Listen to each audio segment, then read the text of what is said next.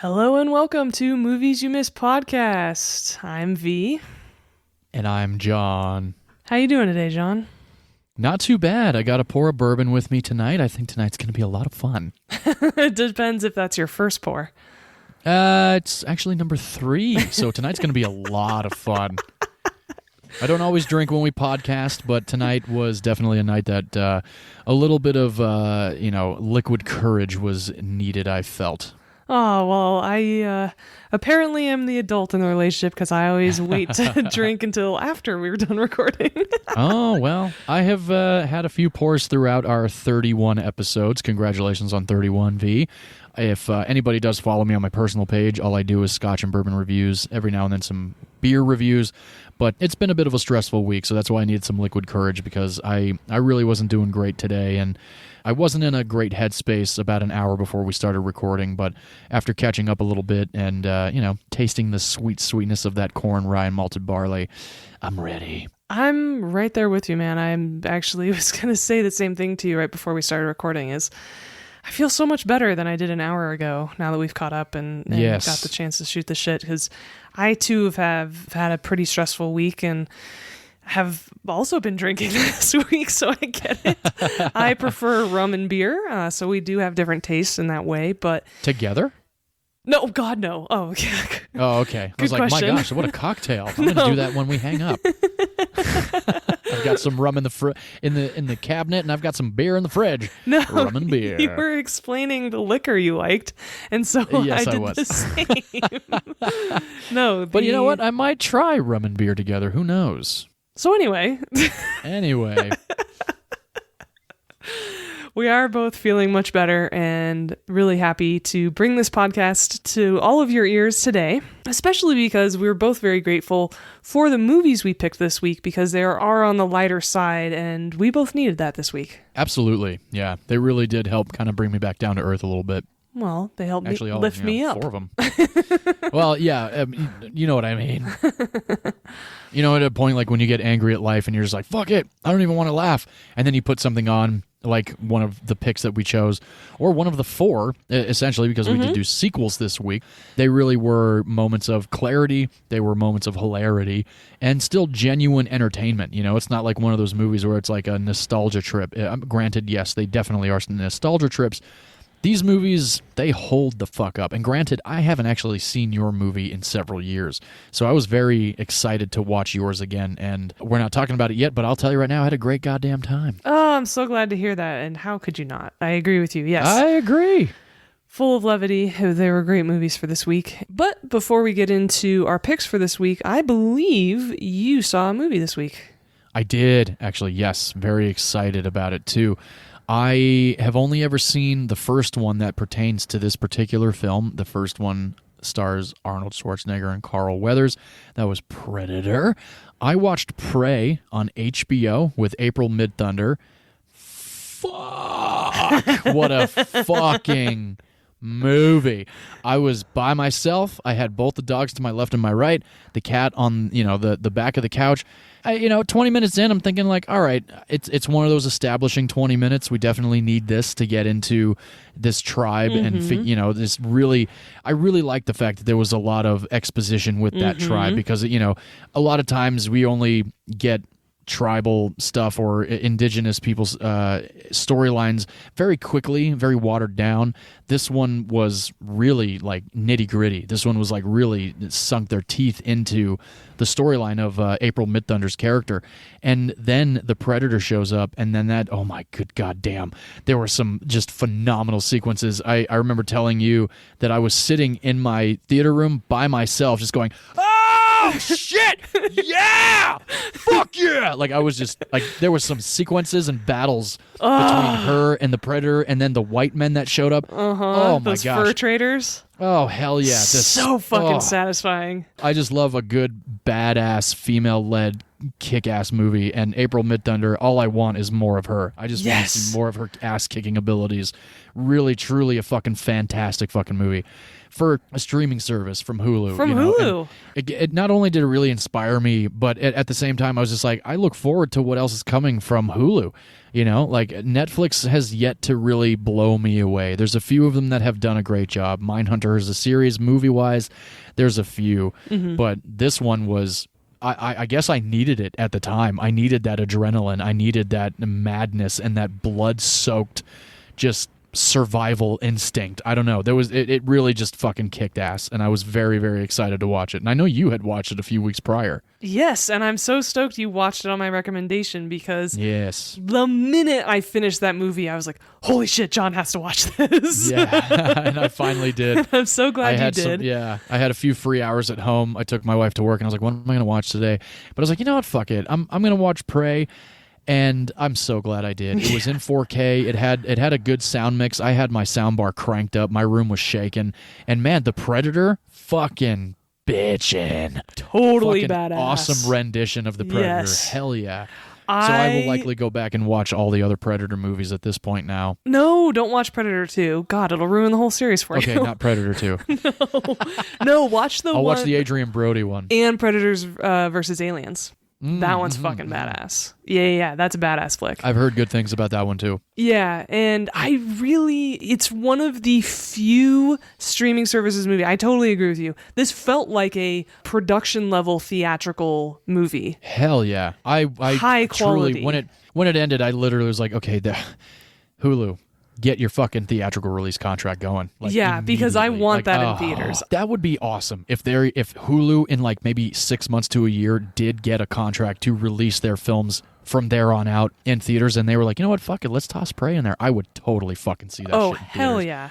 If anybody hasn't seen it yet, watch that shit. It is so awesome. The So adrenaline fun. rush that you get watching her just kick ass is so badass. And the Predator really was awesome. And the dog, what an adorable puppy douche. Yes, and what a gorgeous movie too. The cinematography. Hell yeah. Oh yeah. Oh wow. Landscapes were very green and lush and very very very transformative too. Like really brought me into it. Agreed. Yes, I'm so glad you liked it. Me too. Thank you for the recommendation. So audience, please keep an ear out. We might be covering that movie in the next couple months. Yes, indeed. Until then, we picked sequels this week, as John mentioned, and two of our all-time favorite sequels, I believe, because mine certainly is, and I believe yours is too, right? Oh, absolutely, yeah. And watching it again this last week, it definitely locked it down. It's like, this is one of the best sequels Nice. ever. And I believe you go first. Oh, excellent. Party time. All right, so everybody, welcome to this episode. I did the 1993 Mike Myers, Dana Carvey, Tia Carrera, Christopher Walken-led Wayne's World 2, directed by Steven Surgic, written by Mike Myers, Bonnie, and Terry Turner. Oddly enough, Mike Myers truly wrote this screenplay on his own. Bonnie and Terry Turner were brought in to do a little bit of tweaking, and they also helped Mike Myers write the first Wayne's World. They were original writers on Saturday Night Live with Mike Myers at the time in the early 90s. Wayne's World 2, sequel to Wayne's World. This movie came out in 1993.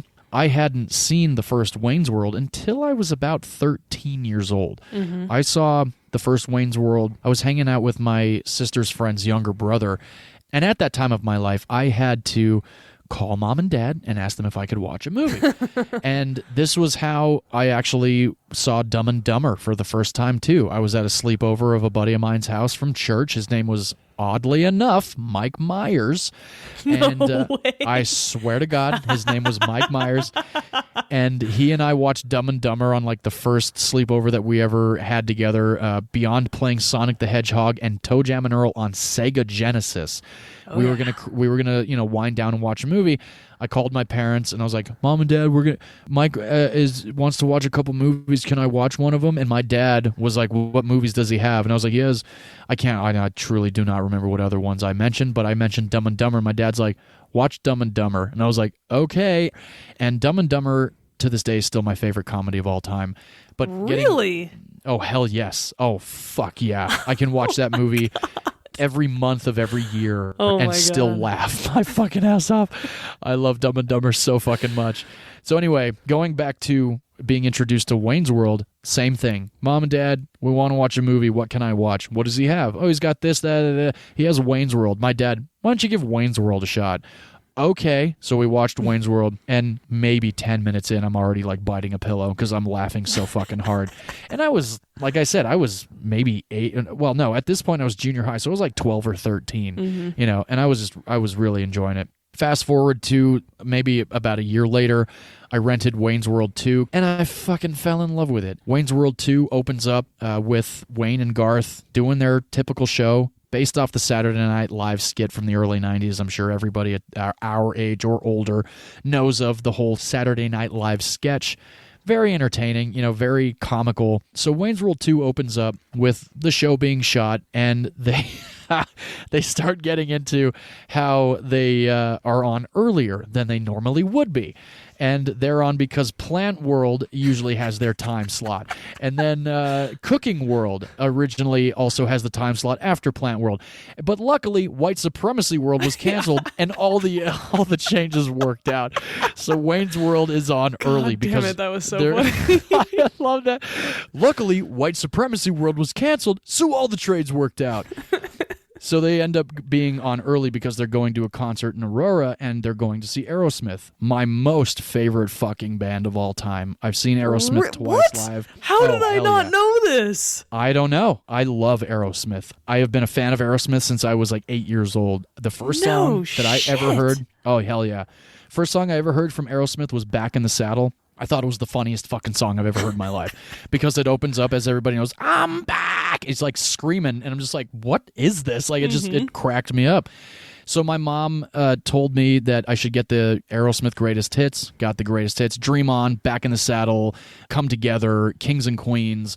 So I listened to Aerosmith since I was about 8 years old. My mom took me to my first Aerosmith concert, the San Bernardino Pavilion, you know, way out off the 210. Mom. Hell yeah. And it was Fuel, which was, if anybody remembers Fuel. Oh, hell yeah. They just played at the fair this Did they summer. Seriously?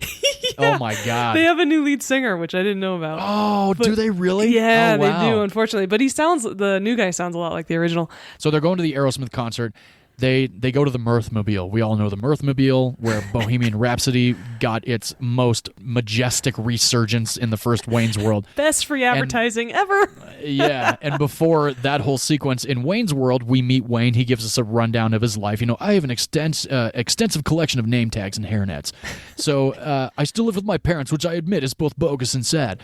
So in Wayne's World 2, it's like, welcome to Wayne's World 2. I'm a little older. I'm a little wiser. A year has passed. I still go out with my girlfriend, Cassandra. And then, you know, they're in the Mirthmobile, and they're going down to Aurora, and they're going to the Aerosmith concert. But before that, they end up at Stan Wakita's Donuts, who, if anybody remembers, Stan Wakita's Donuts is run by Ed O'Neill from Married with Children, who is truly one hell of a fucking performance in both Wayne's World movies. Oh, my God. And they go through the drive-thru, which is... The drive-through sequence is great because right before they start ordering, they do a close-up on, you know, if we get your order wrong, your order's free. And then, of course, Wayne's like telling everybody to be quiet, and he's like, yes, I'd like Oolers, ox, and up, and like trying to get it all wrong.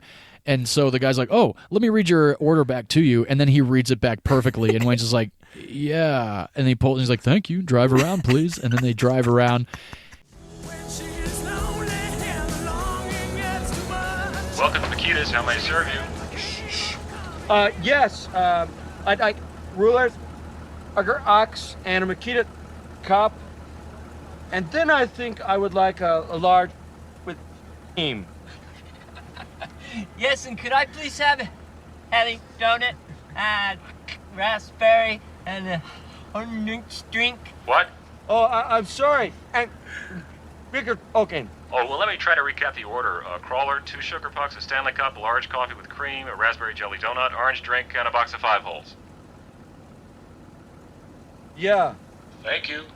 Drive around, please. And then the rest of the opening of the movie, they're at the Aerosmith concert, which, interestingly enough, was shot in San Diego, California. The concert that they shot of Aerosmith, where they come back out and do Dude Looks Like a Lady, which truly is one of their best songs live. So Dude Looks Like a Lady's playing, and Garth and Wayne decide that they're going to crowd surf. And this scene actually is interesting because everybody that is in the crowd that they crowd surf over is all stunt players because of liability, number one. They don't want background to get hurt. They don't want Mike Myers or Dana Carvey to get hurt, the stars of the movie. Yeah. So they have stunt players like literally surfing them up into the front. And Dude Looks Like a Lady will always remind me of Mrs. Doubtfire. Yes, of course. Absolutely. Which Dude Looks Like a Lady is off of the 11th studio album by Aerosmith, which is called Get a Grip. I have 2 copies. One is autographed by the band, and the other is just a copy that I bought. Nice. I received an autographed copy for Christmas one year. So after the Aerosmith concert and meeting up with Cassandra, who is, Wayne's girlfriend, we meet Bobby Kahn, who is played by Christopher Walken. He's the record producer of Crucial Taunt, which is Cassandra's band's name. There's a moment where they see Heather Locklear. Oh my God, I love that scene so much. Garth, look, it's Heather Locklear. She's signaling to us. There is a God. And thy name is Heather Locklear. So good. My mother actually went to high school with Heather Locklear. No shit. Yeah, she had a couple classes with Heather Locklear back in the day at Thousand Oaks High School in somewhat Southern California. Nice. Okay. Yeah. Very cool. So after that, next scene is Wayne asleep, and Wayne is having a bit of a crazy dream where he is summoned by a weird naked Indian, as they all say in the movie, and he's walking through the sand dunes of wherever the hell he's having this dream, and he meets up with Jim Morrison. And Jim Morrison starts telling him that he needs to have a purpose in life, and Wayne is just kind of like, what is the purpose of my life? And Jim Morrison tells him it's to throw a concert in Aurora, Illinois. And then Wayne goes, how am I going to get the bands to come? And if we remember, referencing back to our Ray Liotta In Memoriam episode, Jim Morrison says, if you book them, they will come. So in the dream, Jim Morrison tells Wayne that he needs to go meet Del Preston in London, England. And Del Preston was one of the greatest roadies that ever lived. He was with him through the good times and the bad. He will help you. So Wayne wakes up. Everything that Jim Morrison says is starting to come to fruition. So he looks at the camera, breaks the fourth wall as he always does. He goes, we will put on a concert in Aurora. Oh, yes. We will put on a concert. I love these movies because they're so much like Monty Python, just breaking the fourth wall, being ridiculous and embracing it, but having so much heart in the stories. It's just such a fun experience to watch these movies, and I feel like it's translated from how they made it and the energy with which the energy around making it comes through the screen, and you cannot help but have a great time watching these movies. That's exactly how I feel. So ridiculous. They really, they're 100% ridiculous, but exactly like you said, there's so much fun and heart going into them that you can't help but have a smile on your face throughout the entire time watching these movies. Yeah. So finally they do meet Del Preston, who I gotta say might be my favorite character in the entire fucking movie. I think Del Preston is hilarious. So Wayne tells Del Preston exactly why he's there. He's there to recruit him to help him put on this concert in Aurora, Illinois. And Del Preston is just like, I'm sorry, you've been misinformed. I don't do that anymore. And after a little bit of convincing, it's still not working on Del. So finally they end up leaving, and Wayne says, I guess Jim was wrong. And Del all of a sudden's like, hang about. Was it Jim Morrison? He goes, yes! Listen, it was fun, but those days are gone forever. But we came all the way from America just to talk to you. I'm sorry. I don't do concerts anymore.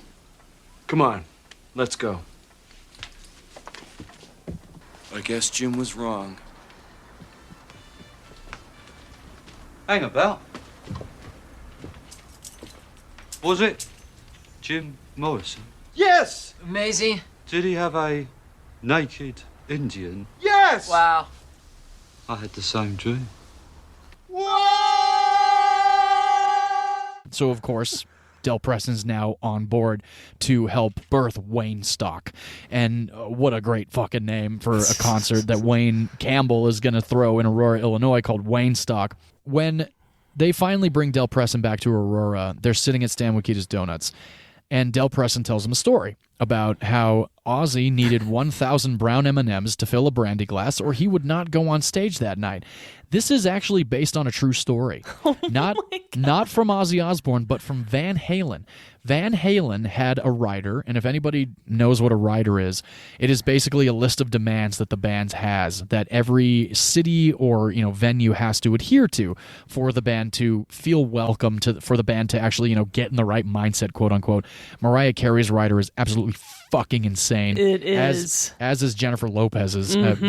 So anyway, Van Halen had this rider to have M&Ms backstage, but all of the brown ones taken out. And at one point, they did a show in Colorado where the brown ones weren't taken out. And this was really only like one of those things where it's almost like a jab to like, did you really read the whole fucking thing? Mm-hmm. So in Colorado, the people that ran the venue didn't read the whole thing. And at one point, before Van Halen went on the stage to play the show, the stage collapsed. And there's been an urban legend that Van Halen actually intentionally fucked up that stage because of the rider not being met.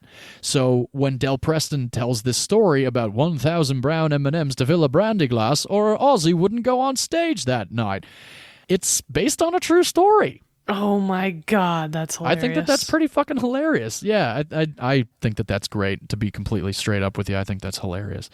Throughout, after all of this is when, a lot more exposition of both the characters comes about. Wayne finally meets Cassandra's father, played fucking fantastically by James Hong. And if anybody knows James Hong, the guy has been around for decades. He is in Big Trouble Little China. He's in R.I.P.D. with Jeff Bridges and Ryan Reynolds. He's also in Everything Everywhere All at Once, the most recent film that just came out this past year. He plays Michelle Yeoh's father. I mean, the guy has a resume of over 300 movies. Yeah, he has been the go-to Asian actor for Hollywood for decades. The man's over 90 at this point, isn't he?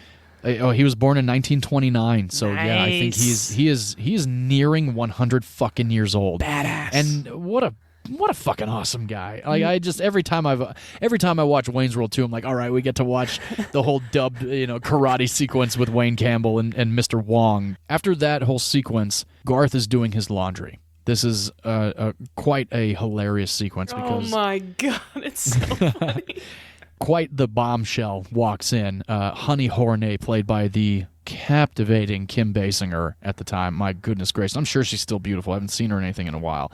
But wow, what a knockout from early 90s through LA Confidential. 90s Kim Basinger. Yeah, definitely. She actually petitioned for this role because she heard about this movie. Her and Dana Carvey kind of were friends at the time. She was married to Alec Baldwin, and she showed him the script. And Alec Baldwin had actually done a lot of Saturday Night Live bits with Dana Carvey and Mike Myers and Adam Sandler at the time, including Chris Farley, who we'll get into in a minute.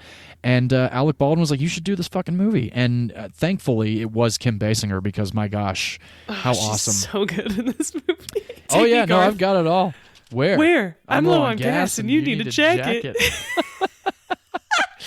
And Dana Carvey is on record saying, like, it's crazy shooting scenes with one of the most perfect, beautiful women on the planet. You just feel dumpling-esque when you're around her. And I thought that was pretty hilarious because Dana Carvey, let's be honest, he might not be the most attractive guy on the planet, but he truly is hilarious. And I think that's where a lot of his charm comes from. My wife is a big Dana Carvey fan, even though she doesn't like the Wayne's World movies. Oh, yeah. As I've said for years, one of my favorite sayings is, funny is sexy. Yeah, absolutely. Yeah, Dana Carvey is definitely sexy. So a couple other people in this movie, like I said, we have Christopher Walken playing a pretty lead character. We have Rip Taylor who shows up. Aerosmith shows up. We have Charlton Heston at one point or another shows up. But Wayne's World 2 really is quite a gem from the early 90s. It came out in late 1993. It had a budget of $40 million, which is pretty awesome. And the reason why Wayne's World 2 came about was because Wayne's World was a massive success. Mm-hmm. And, back in those days, like early Saturday Night Live, up until, I gotta be honest with you, at least 1999, Saturday Night Live was funny. Yes, I have agree. not truly found it that hilarious or that funny in the last 22 years. And, Agreed. I forgot to mention Chris Farley has a small role in this movie. He plays a character called Milton. Cameos in this movie. Oh my God. Drew Barrymore's in this movie. We didn't even get into Drew Barrymore. Yeah, Drew Barrymore, Wayne and Garth end up actually having to go to WPIG to promote Wayne stock. So they go into the studio and Wayne meets Björgen Kiergan, who is played by Drew Barrymore, who we just talked about in Ever After. She's from Sweden, and Wayne tells her about a project he did in the 8th grade about Sweden and about the about their exports being modular furniture. I thought Drew Barrymore's cameo in this movie was pretty great, but I still think my favorite is Chris Farley, because not only is he actually in Wayne's World, he plays the security guard at the Alice Cooper concert. Oh, yeah. And my wife has actually had the pleasure of meeting Alice Cooper several times at golf courses in Arizona. She used to be one of those bar caddies and bring around a bunch of beer and liquor for the players on the greens. That's cool. So again, this movie came out in 1993. Mike Myers finished the script in December of 1992. He submitted it to Paramount Pictures. It was originally going to be loosely based off of an Oscar-winning screenplay called Passport to Pimlinko. And this was, I've never heard of this movie, but this was a movie that Mike Myers was a big fan of in the early 80s. And the original story of Wayne's World 2 was going to be that Wayne and Garth found a hidden scroll about their country, and they were going to secede from the United States and create their own Wayne's World country. And apparently Paramount in April of 93, apparently when they got to reading the script in April, the head of the studio, Sherry Lansing, was so appalled by this script, she brought Mike Myers in and threatened his entire livelihood about this script. She was like, how fucking dare you put us in this position? I am about ready to take your house away from you. I have a team of people that are going through your entire life and assets, figuring out what we can take away from you. I suggest that you go back to Lorne fucking Michaels' office and sit in there until you come up with a script that we can actually produce. We will feed you food from under the door. Mike Myers was so fucking scared that he actually curled up in the fetal position on the couch in her office, and at one point did leave and came up with the script that we now know of and love for Wayne's World 2, and he vowed to never make another movie at Paramount as long as Sherry Lansing was the head of Paramount Pictures. Yeah, no shit. But anyway, she ended up leaving, and then the movie that he ended up making after she took off was a movie that I don't think a whole lot of people saw, called The Love Guru. That was probably a fuck you to Paramount, and he made a terrible movie on purpose, so they lost a bunch of money. I can only imagine it was. Oddly enough, though, he did dedicate The Love Guru to his late father, who ended up passing away during the making of Wayne's World. And a lot of times, Mike Myers has come on record saying the only thing he remembers about making the first Wayne's World was his father dying. Oh, that's a bummer. Yeah. Oh, big time. And the sequences where Wayne is going through the desert to meet Jim Morrison is based off of a spiritual journey that Mike Myers took after his father died. So there's a little bit of that, personal experience going on in Wayne's World 2. You kind of watch Wayne's World 2 and you think, well, how ridiculous. But when you read stuff like that, it really does kind of bring the humanity into it. And I really respected that about him because, my father luckily is still with me, and I don't know how I'm going to react when he finally does, depart. But it was just fascinating because I've read a lot of stuff about how difficult Mike Myers was to work with, and it seems like he was only very difficult to work with on Wayne's World after his father passed away. So Which is fair. Absolutely. Yeah, I can only imagine. So Wayne's World 2 principal photography began on June 24th of 1993. They had Paramount Stage 31, and they shot all over Inglewood, California in the early 90s. I have been on Stage 31, so I have actually stood inside of Wayne's old apartment, which is kind of cool. The abandoned doll factory where they ended up moving into. And Wayne's World 2 had an opening weekend gross of $13.5 million, which is fucking awesome. In the early 90s, that's good. Early 90s, that's great. Unfortunately, though, it did not live up to the financial success of the first one, which still kind of sucks. It's kind of like, damn, come on now. However, something I found quite interesting, and I wonder if you know about this, Paramount launched a $100 million joint advertising campaign with this movie, Wayne's World 2, and another movie. And I wonder if you might know what that other movie would be. V, we're about to discuss it. The Addams Family Values? Abso-fucking-lutely. Really? Yeah, they both were going to be cross-promoted through home video sales through McDonald's. Whoa, that's I so know. cool. Isn't that nuts? We Yeah, just once randomly again. picked two of our favorite sequels. Yeah, and once again, our movies Absolutely are crazy. connected. That's so Yeah. awesome. Very, very cool. There was a theme park in North Carolina called Paramount Carowinds Theme Park. They had a section of the theme park dedicated to Wayne's World. They had the Mirthmobile that had been smashed into a fire hydrant, like it happens in Wayne's World 2. They had a wooden roller coaster called the Hurler.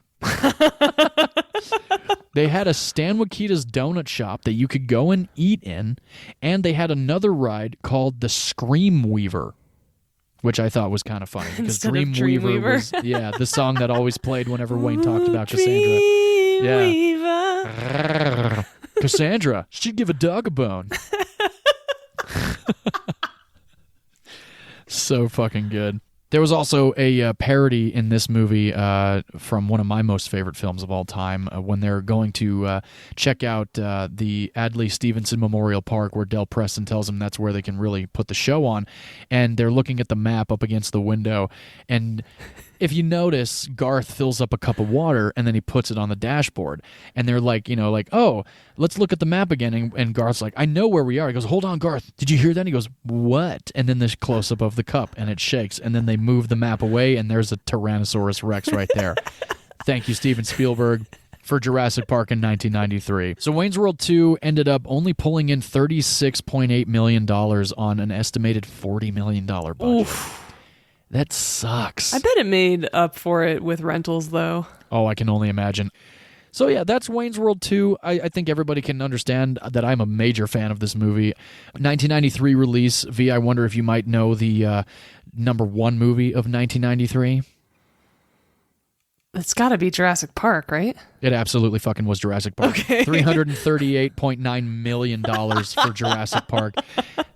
I wonder if we can get the number two movie. This one we actually just discussed because one of your guys in your last movie choice was in this movie. 1993. Oh, The Fugitive. Yes, The Fugitive. $176.4 million for The Fugitive. Whoa, that's a huge gap. Isn't that... I was That's thinking like the same half. thing. That's like $200 million short of Jurassic Park. But, I mean, The Fugitive is a great fucking movie, but you really can't dethrone Jurassic Park for 1993. My most favorite film of all time. Number 3 was The Firm, Tom Cruise. Number 4, a very favorite rom-com of mine with Tom Hanks and Meg Ryan, Sleepless in Seattle. Number 5, we mentioned earlier, Mrs. Doubtfire. Number 8 was Aladdin. Number 12 was Groundhog Day. Number 16 was Cool Runnings. Number 19, I'm sure you remember this one, Rookie of the Year. Number 23, Last Action Hero. Great fucking movie. Number 24 was Nightmare Before Christmas. Number 29 was your pick this week. Addams Family Values. Addams Family Values. Number 34 was Hocus Pocus with Bette Midler, Sarah Jessica Parker. Fantastic film. I know you don't think it holds up, but I do. But you only just recently saw it for the first time, so you really can't say anything. Number 39, Home Alone 2, Lost in New York. And number 41, Wayne's World 2. Scratch the top 50 of 1993. Nice. God, that's a good year. That was a great fucking year. And there were a lot more movies that I just was like, I can't take up much more time, even though I've done nothing but talk about the entire movie from beginning to end. So yeah, that's Wayne's World 2. It must be my most favorite sequel because I do watch it a lot more than I do watch Wayne's World. And there are times where I do a double feature day, and that's 3 hours of my life with nothing but Wayne's World. And you can't go wrong with that. I mean, the cool thing about both those movies is the music is great, the soundtracks are great, the characters are a lot of fun. They are somewhat relatable, especially now. You know, you think back then they were supposed to be teenagers just moving out of their parents' house. Yeah, they... These movies are great. They're so good. Now, I will say, I feel like your sequel versus mine really just kind of rehashed a lot of the jokes and rehashed the storyline in a lot of ways, where I do believe my sequel actually continued the story and had some fresher material. But goddamn, this movie was hilarious. Oh, yeah. I think a lot of people might forget that about Mike Myers is he does rehash a lot. And the reason why actually there is not a Wayne's World 3 is because he was very busy on his James Bond spoof, Austin Powers, International Man of Mystery. And we got 3 of those, and thank fucking God we did, because I truly think Goldmember is the master of all 3. What? Oh, hell yeah. How can you Hard not look? Oh, come on now. Oh, Hard disagree. No, Goldmember is so fucking funny. No. Yes, it is. How yes. would you... you're not even a fan of Beyonce. It doesn't matter. I still like that movie. Oh, my God. No. Elizabeth Hurley for the win. Oh, yeah. No, of course. The first one is great, but I still think number 3. I saw Goldmember because you like Michael Caine as his dad? Yeah, I think, that might be it. Definitely.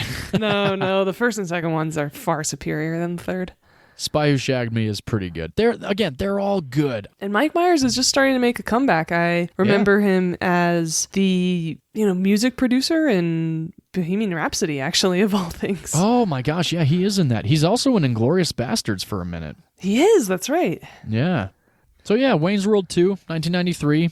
Pretty successful, but not as successful as the first one. I think, like V said, it likely made up for it in home video rentals and home video sales, especially with the $100 million cross-promotional campaign with the movie we are about to discuss. Yes. Is that the segue? That is the segue. Okay, thank you for the handoff. I picked 90 minutes later. I picked one of my most favorite sequels. It really is a fight between this movie and Aliens for my all-time favorite sequel. Oh. But in terms of rewatchability and just overall fun, obviously the Addams Family Values takes the cake. It was a pretty fucking good sequel. Definitely. It is. And it also came out in 1993, which is why, like you said, they had this cross-promotion that I had never heard of until tonight. So that's awesome. The movie, The Addams Family Values, really continues the story from the first movie that came out in 1991 with all of the same actors, which thank God they were able to keep these actors. And it really does pick up right where the first one left off. The first movie, we're introduced to this lovely family and... Lovely. Yeah, because they're all so supportive and loving of each other. They're just different. That's right? true. They're such a well-adjusted family in so many ways. There is a lot of support, for sure. Yeah, and so at the end of the first movie, Morticia hints that she is pregnant. And at the beginning of this movie, she informs Gomez that she's going to have a baby. Right now. So good. And so they rush to the hospital. There's a very funny scene with Wednesday and Pugsley.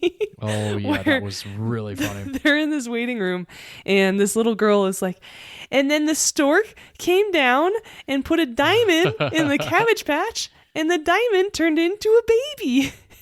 And Pugsley's like, our parents are having a baby too. And it cuts to Wednesday and she goes, they had sex. Yeah, that was so funny. So deadpan too. Yes. I don't know how Christina Ricci had that at that age, especially in the first Addams Family. Like watching that movie, I'm like, my God, she was 13 when the sequel came out. Yes. So 2 years before she was 11, but she looked so much younger. She does. She does a great job. Her deadpan humor, her dry humor in these movies, and she has a lot more lines in this movie than the first one. Mm-hmm. She's fantastic. All of her lines are hilarious, and how she delivers them is what makes them so funny. And so the Addams Family has a new addition, and the older siblings aren't too happy about this, and there's a lot of funny scenes with them trying to experiment with this kid, and it's the Addams Family, so it's a bit twisted. And so they decide that they really need to get a nanny in there, and of course, it's the Addams Family, so they scare off a bunch of the nanny applicants, including, I don't know if you noticed, Cynthia Nixon. I did, yes. Who is Miranda from Sex and the City. One of her earliest roles. It's this tiny bit part, and she's this total hippie.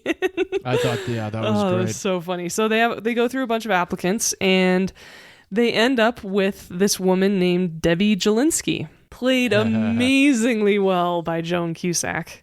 Yes. Oh my gosh, she's so good. And very quickly you find out through a news report that Debbie Jelinski is actually a black widow. She researches rich bachelors and marries them and kills them the night of the wedding and takes all their money. And it cuts to her desk, which is full of newspaper clippings of Fester Addams. The audience realizes very quickly that she actually is scheming against the family and Fester Addams. And so she's very devious. And one of the things she does is con Morticia and Gomez Addams into sending their kids, Wednesday and Pugsley, off to this summer camp for privileged youth. God. That shit was hilarious. I love that whole thing. She's like, they won't tell you that they want to, but they really want to. And like, are you sure? I truly, I did not know what the fuck she was talking about when I was watching this, because I think I've only seen this movie one time. Mm-hmm. And it's this very bright, very chipper, very white privileged summer camp that's like 20 grand. Oh, yeah. Yeah. Like in the Catskills or somewhere, right? Like very New England, very posh, very waspy. And Definitely. of course, these poor Addams Family kids are definitely fish out of water, are not happy at all. And so there are these dual storylines where Debbie Jelinski seduces Fester Addams and gets him to marry her. And also the kids at summer camp, and they're trying to escape. And it's just hilarious. The new jokes are great. The progress of these characters are fantastic. And I actually watched this movie more often than I watched the original. Really? Oh, hell yeah. I think this movie is a lot funnier than the original. And it was confirmed with a double feature actually the other night when I watched it. Oh, nice. So yeah, you agree that you think it's funnier than the original?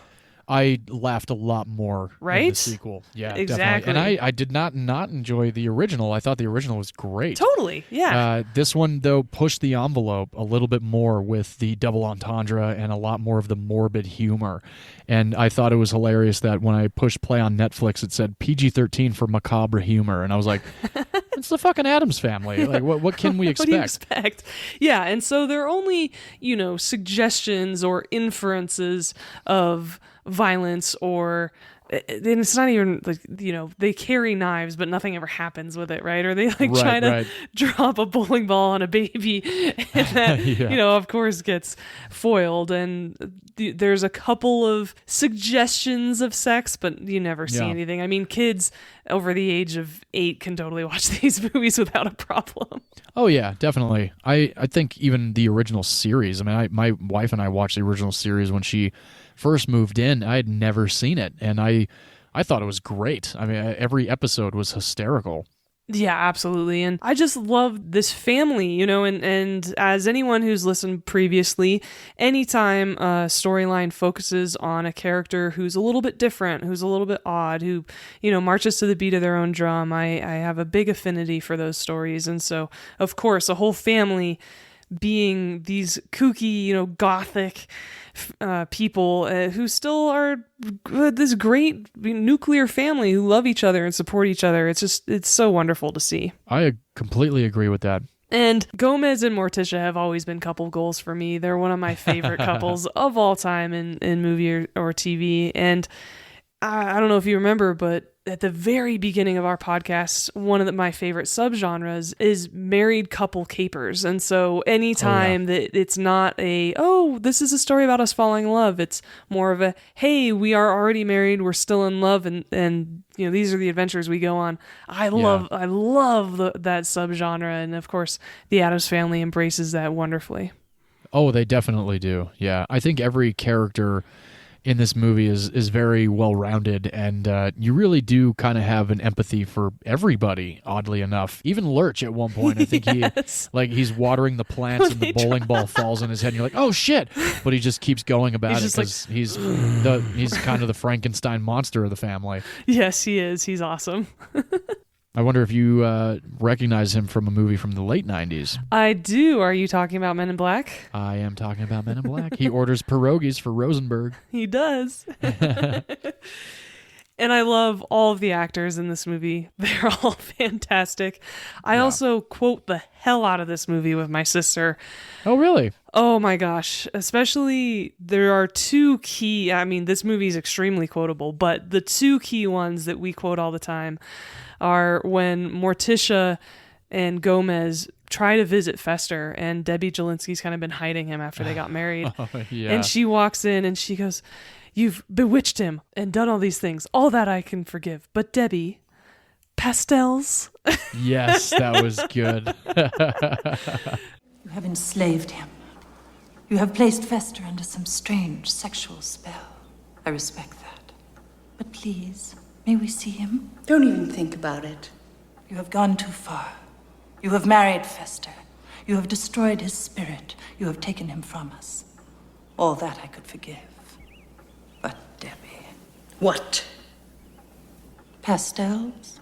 So there's that one.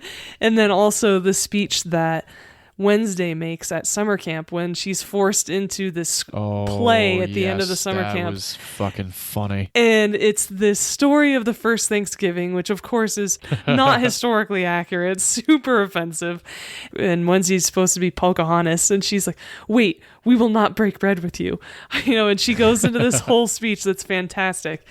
And the cap of that speech is, especially Sarah Miller. Wait. What? We cannot break bread with you. Huh? Becky, what's going on? Wednesday! You have taken the land which is rightfully ours. Years from now, my people will be forced to live in mobile homes, on reservations. Your people will wear cardigans and drink highballs. We will sell our bracelets by the roadsides. You will play golf and enjoy hot hors d'oeuvres. My people will have pain and degradation. Your people will have stick shifts. The gods of my tribe have spoken. They have said, do not trust the pilgrims. Especially Sarah Miller. Yeah, that was good. My sister and I say that to each other all the time. It's so fun. This movie's so great. I absolutely love it. And it totally holds up 20 years later. It really does, yeah. I liked at the whole summer camp thing, every time Pugsley and Wednesday got into trouble, they were sent to that hut. And they were like, Little Mermaid, Beauty and the Beast. And then David Krumholtz, Bernard from the Santa Claus, is like, he's sitting in there with them at one point, and Wednesday's like, what are you doing? It goes, it's Disney. And then like hours later, Wednesday and them come out, and she's like, I want to be... chipper, light and chipper and happy. I want to smile, and then it takes her like 30 seconds to smile, and she looks like a fucking ravenous homicidal maniac. And I always love that. Even in the first one, when they're having that costume party, they ask Wednesday what she is. She goes, "Oh, I'm a homicidal maniac. They look like everyone else." Thought that was hilarious. Yes. And as we discussed, Wednesday is played by Christina Ricci, who's awesome. She was a great child actress. She is still an actress today, too. And some of my favorite roles of hers, well, first and foremost, Casper, of course. Oh, yeah. We watched that on Halloween. And that movie, oddly enough, there's moments that you're like, but overall, the special effects do hold up very well. Oh, for nice. Casper. Okay. Yeah. That's funny because I watched a Christina Ricci film on Halloween as well. I watched Sleepy Hollow. Oh, yeah. 1999 with Johnny Depp. That holds up too. That movie is bitchin'. Probably going to be on my list for our horror month next year. Oh, all right. I've got that on Blu-ray. I watched that early on in October too. Nice. Great cast. And Great cast. As we talked about last week, Angelica Houston, yes, who was in Ever After, which was my pick last week. She is Morticia in this film, which she's amazing in this film. She's amazing as Morticia Addams. She's literally born to play that role. Yes, and a couple other movies. I discussed her a little bit last week. A couple more movies that she has been in. Most recently, she was in John Wick 3. She was the director. Wow. She's also in the Royal Tenenbaums because she does appear in several of Wes Anderson films, which neither of us are fans of. Yeah, I have never seen Royal Tenenbaums. That's one a lot of people are like, that's his best one. Maybe one day I'll watch it. Mm-hmm. I've never seen it all the way through. She also is in a Western. It's a TV movie, well, I guess technically a miniseries, called Lonesome Dove, which is based on the book. She's in that with Tommy Lee Jones and Robert Duvall. Oh, whoa. Oh, yeah. Really? It's a great miniseries. How long ago was that one?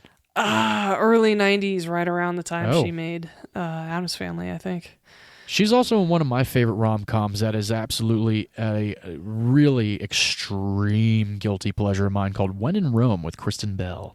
Really? Yeah, I fucking like that movie a lot. It's not good. I'm going to go on record. It's not a good movie, but I like it. I saw it in theaters. Kristen Bell, Angelica Houston, Dax Shepard, Will Arnett, Danny DeVito. I think Josh Duhamel also. Like it's a stacked cast.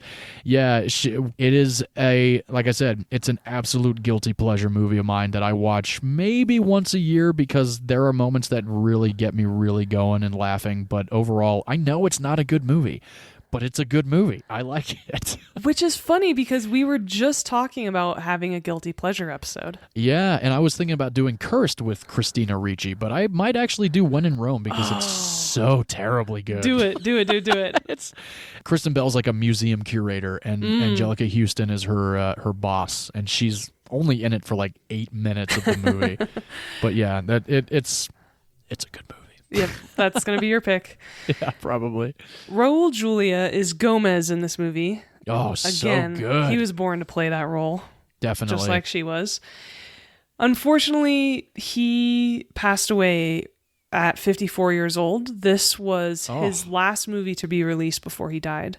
Oh, damn. Because Street Fighter was released posthumously. He was in Street Fighter? Oh, yeah, he's general. With Jean-Claude Van Damme? Mm-hmm. I've only seen Street Fighter one time as a kid. I think course, my parents it's terrible. let me watch it. Yeah. Yeah. I used to play Street Fighter all the time at the arcade. I was either Blanca or the guy with the crazy arms. Oh, yeah. You know what I'm talking about? Mm-hmm. Yeah, I couldn't tell you. He was also in a movie called Presumed Innocent with Harrison Ford. Oh. And Tequila Sunrise with Mel Gibson and Kurt Russell that I've mentioned before. He was born in Puerto Rico, which is very cool. And unfortunately, he developed stomach cancer. And as he was fighting it and got really sick from it, he had a lot of complications from it. And one of those was a stroke. And that's actually what ultimately killed him. Very sad story. He really seemed like a really good guy and just a great actor. And again, was born to play this role. I'm so glad that we now have him forever as Gomez Addams. Yeah, for sure. Definitely. He really was fucking awesome. He reminded me a lot of John Astin, but a little bit more over the top, but not in like that annoying way. Like definitely a more, not more believable. They definitely had their own cadence in both, portrayals of Gomez Addams, but I thought that he actually looked a little bit like him too. And the mustache worked and the hair comb and everything. Both of them were great, but he really killed it. Yeah, I absolutely believe that both of these actors are the best rendition of those characters. Yeah, definitely. And Christopher Lloyd plays the brother, Fester. Of course, everybody remembers him as Doc from Back to the Future series. Yes. He's also the judge in Roger Rabbit from our episode 7, Who Framed Roger Rabbit. And he is Professor Plum in Clue, which is another one of my all-time favorite movies. I got to see that one again. It's been too long. It I has. Have not seen it absolutely has. It's on my list. Don't worry. Oh, good. And then Debbie Jelinski, as I mentioned, is played by Joan Cusack. Yes. Who, of course, is John Cusack's sister. Mm-hmm. She plays his assistant in the movie Grosse Point Blank, which is fantastic. Grosse Point Blank's amazing. I love her. I love her character in that movie. It's so good. Grosse Point Blank is fucking awesome. Yeah. Minnie Driver, John Cusack, Jeremy Piven. God, it's good. Dan Aykroyd. Oh my God, yeah, that's right.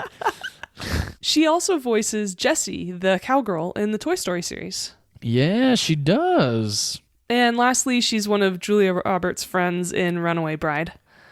Oh, I don't remember that movie very much. It's not. Richard Gere, Julia Roberts. It's a guilty pleasure of mine. Let's put it that way. Is it? Ah. Yeah. It's that was not great, but... They got together years after doing Pretty Woman. Mm-hmm. Yeah. For that movie. And Carol Kane is Morticia's mother in this movie. She's Granny. And she is the only actor who was new for this series because the original actress, Judith Malina, who played Granny in the first movie, unfortunately had passed away. And so they needed to replace her and replaced her with Carol Kane, which was a fantastic decision because she's so great and everyone will remember her from The Princess Bride because she's Valerie, Miracle Max's wife. I'm not a witch, I'm your wife. But after what I just heard, I don't want to be that anymore. Humpadink. And she is almost a year younger than Angelica Houston. Whoa, really? Yeah. Wow. Gotta love hair and makeup. She's actually in my, I think my favorite role of hers is in Scrooged. Oh, okay, nice. When This she always plays- be the Princess Bride for me.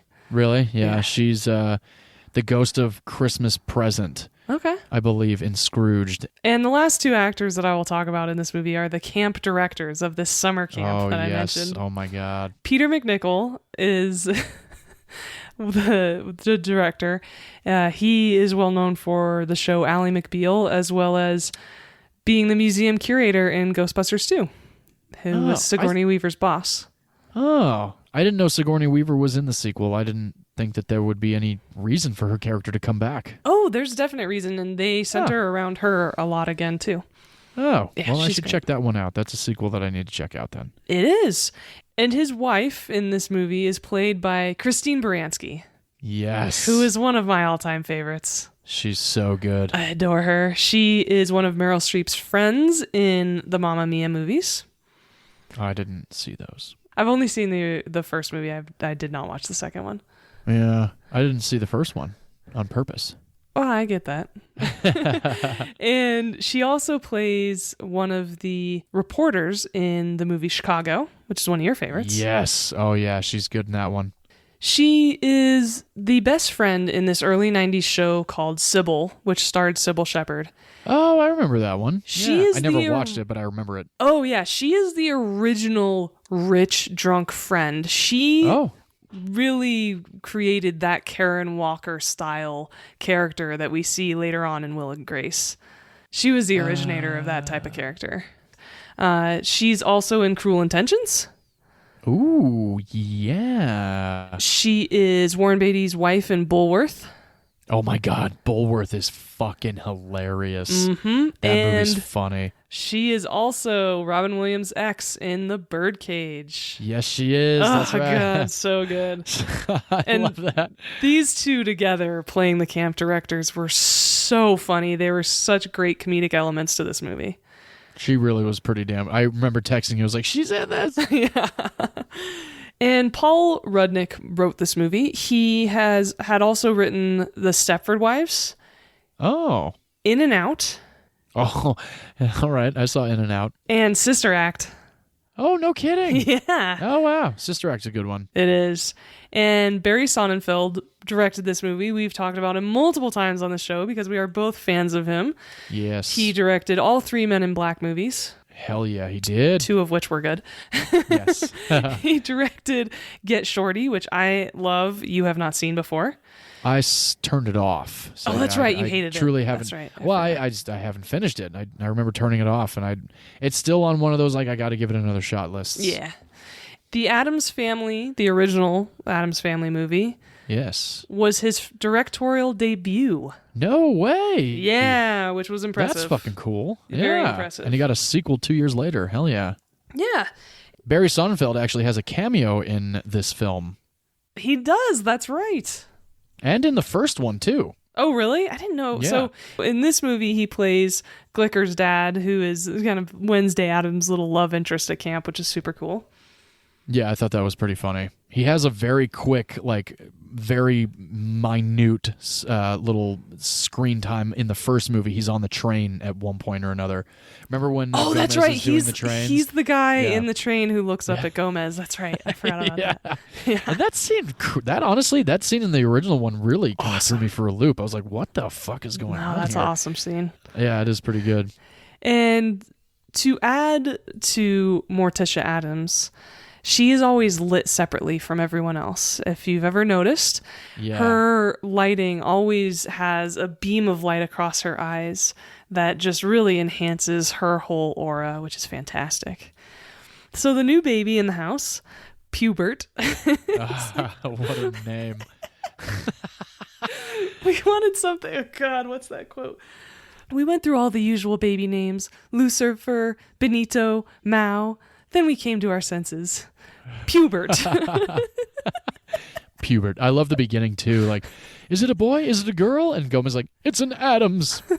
Well, that's I thought funny that you was say great. that. Oh my God, perfect transition. Because it's funny you say that because the character of Pubert Addams is played by twin girls. Oh my God, really? Yeah. Caitlin Wow. and Kristen Hooper. It's one of their Really? only credits ever. Mm-hmm. And they had to draw little mustaches on the girls. It's so cute. That shit was funny. That's what my wife said we were watching. She goes, I just love it that the baby has a mustache. I'm like, me too. It's so funny. It's so cute. And the girl who plays Amanda Buckman, who is Wednesday Addams' nemesis at camp. Oh, yes. She's played by actress Mercedes McNabb. She actually appeared in the original movie. Did she really? Yeah, she's that Girl Scout, and she walks over to them when they're at the motel, and she's like, yeah. "Are these made with real lemons?" And Wednesday goes, "Are those cookies made from real Girl Scouts?"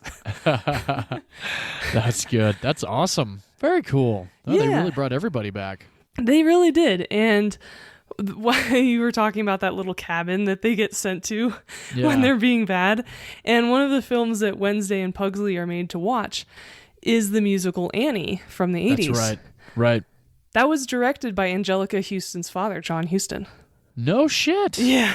Very cool. Yeah, yeah. And so, highly recommend this movie. It holds up. It's funnier than the original.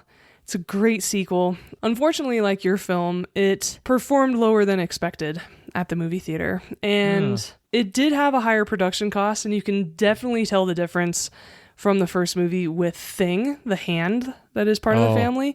Yeah. The CGI, even though it's only 2 years later, is so much better in this movie than the first one. And that is because it had a budget of $47 million versus the original that only had a $30 million budget.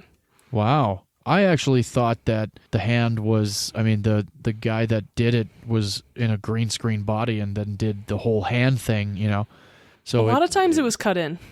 No shit. Mm-hmm. So Wow. sometimes he was, especially there are times when the hand is kind of sitting on a table and that was a cutout where, you know, the guy's underneath the desk or table. But There a was lot of one times moment it you was could cut definitely in. tell that, Yeah, but a lot of times it's cut in. And Interesting. so it had a $47 million budget. Unfortunately, its gross in the box office was only $50 million.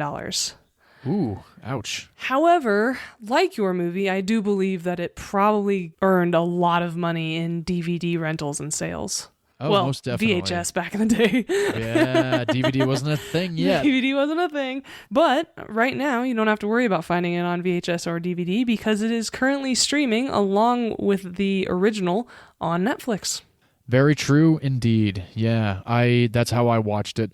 Damn, that's so fascinating. You know, you'd think that a lot of sequels would actually get the same, if not more, because people like the original so much, you know, and a lot of times sequels do come about because the original was so successful.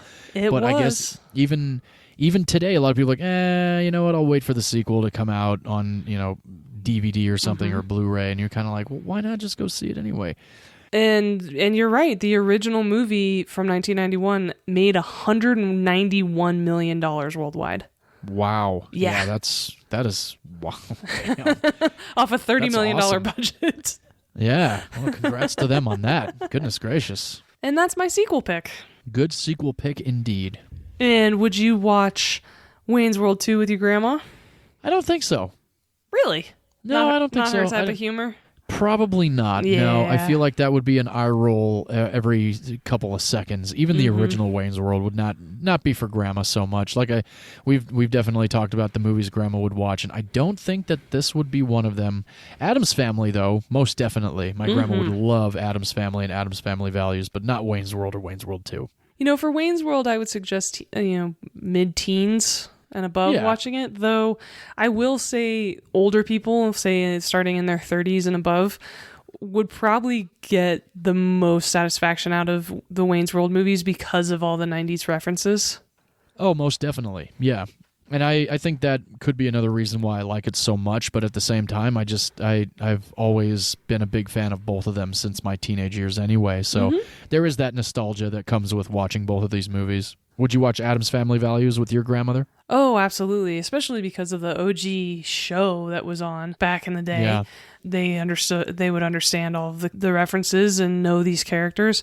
And so, yes, I would watch it with my grandma. I would also watch it with my nieces. Like I said, anybody over the age of like 8 or 9 years old would probably enjoy both of the Addams Family movies. Yeah, and there's friends of mine that I would watch Wayne's World and Wayne's World 2 with, and Addams Family and Addams Family Values with. All right, and that about wraps us up for our sequels episode. Probably do that again. That was a lot of fun. I think we should do that again, because there are a lot of sequels out there that we like that are far superior than the originals, I feel like, and we won't get into it now, but we will in the future. Yeah, that's a good plan. Excellent. And for those that actually may not know, you can watch Wayne's World 2 on YouTube, Vudu, Apple TV, and Google Play Movies, and rent it for $2.99 or $3.99, depending on which platform that you want to watch it on. Nice. And do you want to tell our listeners what we're doing next week?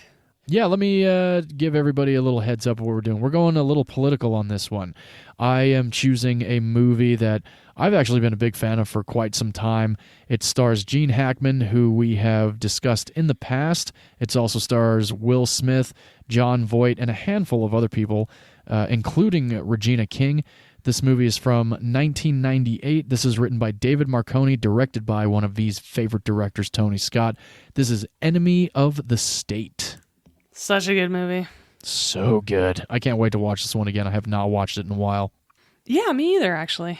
And for those that would like to follow along with us, if you do want to watch this before our next episode, you can watch it on Amazon Prime. Oh, perfect. Yeah. V, what are you going for? Yes, to follow along with our political theme, we figured it'd be a good joke to release political thrillers on the week of Thanksgiving, since that is a topic you try to avoid on Thanksgiving night. Exactly. Yeah. I picked one of my favorite Harrison Ford movies where he is the character Jack Ryan. This is Clear and Present Danger. I've never seen it. I'm looking forward to it. Oh, I'm so excited for you to watch it. It's so great. You have, especially because you recently watched Patriot Games for the first time, right? I did, actually, yes. Nice. My parents got me that on Blu-ray last Christmas, and I hadn't watched it until very recently, and I really enjoyed it. I thought it was good. I thought Harrison Ford was a good Jack Ryan. Awesome. Yes, so this is the kind of the continuation of that story, and you can watch it right now if you have a Netflix subscription. Oh, perfect. Well, then that's where I shall watch it. Great. Well, that about wraps us up for our sequels episode. Thank you, everyone, so much for joining us. Please rate, review, and subscribe to our show on Apple Podcasts or on any of your favorite podcast apps. And we are going to have a little bit of a promotion for our show. Thank you so much to everyone who has written up a review for the Apple Podcast app so far. We really appreciate it. We would love to give everyone a sticker of our logo. If you have reviewed our show, please go ahead and message us on any of the social media platforms at Movies You Miss Pod, or you can reach out to us on Gmail, which is moviesyoummisspod@gmail.com. We would love to send you a sticker. And also, this is a promotion where we are at 13 reviews right now. We would love to get up to 25. So we would like to send the first 25 reviewers stickers. And once we hit 25, we are actually going to pick a winner out of that pool. And that winner is going to receive a special prize. Ooh, special prizes are always fun. Mm-hmm. Please, everyone, if you have a minute during your day, if you write up a quick review and go ahead and reach out to us, we will not only send you a sticker, but you will also be entered into a special drawing. Indeed. Special drawings are fun. And do follow the Instagram, because there might be some extra ways for you to enter as well. Nice. Well, that's our episode this week, everyone. Thank you so much for joining us. We hope you had as good a time listening about these sequels as we did watching and discussing them. And until next time, we like to close the show with, film is a form of art, and in art, every opinion is valid, except if you think sequels can't be better than the originals. Nicely done. Wholeheartedly agree. For sure. Both of these movies, like I said, I think Addams Family Values was definitely better than the original, and Wayne's World 2 is definitely my favorite of the two. I would likely watch Addams Family Values more than the original, I feel like, but at the same time, I would do a double feature of both of them. That is a lot of fun. Yeah, it is. Especially because they're both on Netflix right now. Exactly. I probably would own both of the Addams Family movies if they had like a Blu-ray. Oh, yeah. Or some kind of like box set of both of them. Yeah. Definitely. Yeah. Because I have the box set DVDs of Wayne's World. Just holding out for that 4K transfer. Come on, Mike Myers. Let it happen, man. Well, until that time, we'd like to say... Cheers, everybody. Bye-bye.